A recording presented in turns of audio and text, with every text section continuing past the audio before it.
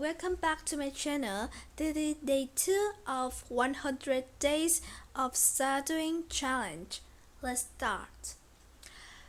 Should we eat ultra processed food?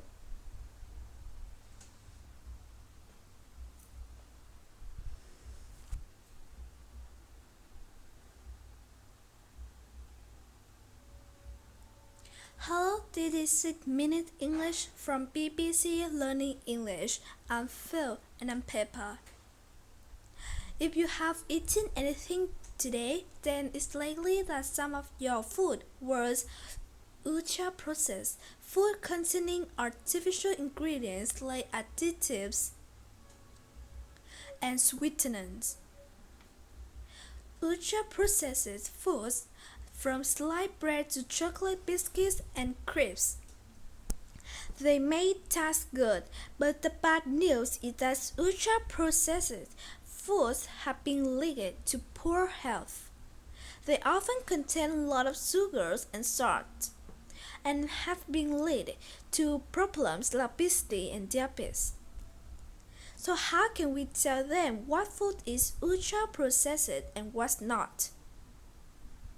Here's health reporter of Annabelle on BBC World Survey program What's in the World. Ultra-processed food are things that contain 5 or more ingredients, and things that you wouldn't find in your average kitchen. It's going to have things on like emulsifiers, preservative, additive, dyes, and sweeteners. Annabelle described ultra-processed foods as things containing ingredients you wouldn't find in your kitchen. Do you eat much ultra-processed food, Peppa, or do you try to avoid it? I used to eat a lot of ultra-processed foods, and now I try to cook everything myself and not eating like chocolate and snacks all day. What about you? I think the same. I try to cook things using just normal ingredients, just so you know what's gone into it. In this episode, we will be discussing ultra-processed food as well as learning some useful new vocabulary.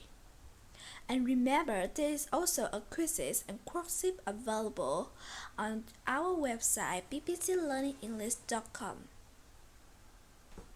But now I have a question for you, Peppa. Fizzy drinks like cola and lemonade are another example of popular ultra-processed foods. But when were fizzy drinks invented?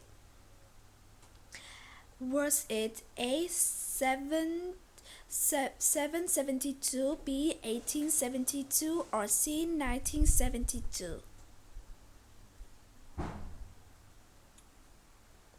Well, I think it was before 1922, but 1772 sounds like too early. So I'm going to say B. 1872. We will find out the question at the end of the program. One reason for the popularity of ultra-processed food is convenience. Let's hear more from health reporter Annabelle, who talks here, with Hannah Shepherd, presenters of BBC World Service What in the World. So I do think convenience it is the main issue here. And again, with a ready milk, you put it for a couple of minutes, it's done, it's hard, it serves you. Whereas, something's cooking a fresh meal from scratch, it can take a really long time. What's your ultra-processed guilty food? I'm a chocolate girl, a packet of biscuits, and something like that. Okay, that is my guilty pleasure. Ultra-processed foods like ready meals are convenient. A ready meal is a meal from a supermarket that has already been prepared and can be heated up quickly in a microwave. That's a lot weaker and easier than cooking from scratch. And an idiom meaning to do something from very beginning without using anything that's already been made. Even though ultra-processed foods are often unhealthy that taste good. That's why Annabelle calls chocolate her guilty pleasure. A guilty pleasure is something you enjoy but think you shouldn't, and feel a little bit impressed about. Ultra-processed food is a tricky topic. We know these foods have been linked to poor health, but at the same time they are cheap, convenient, and taste good.